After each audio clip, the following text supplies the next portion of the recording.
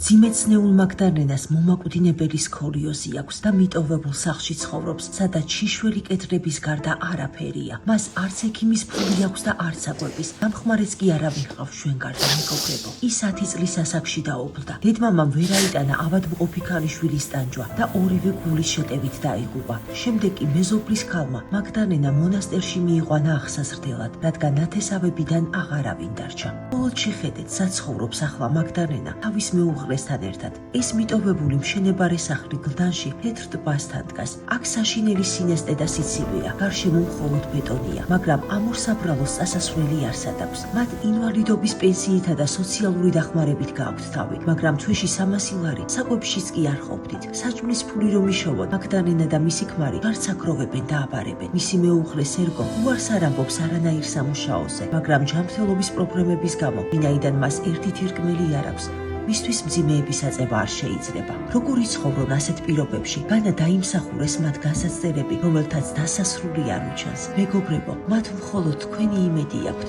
აი რას გთხოვენ ისინი: სამშენებლო მასალების სახლის შესაკეთებლად, მაგიდა, სკამები, სამზარეულოს კარადები, პროდუქტები და მაცივარი. ჩვენ ვიცით, რომ ქართველები თავისიანებს გასაჭირში არ ტოვებენ. გადარიცხეთ ნებისმიერი თანხა ჩერნოვეცკის ფონდის ოფიციალური საიტის მეშვეობით.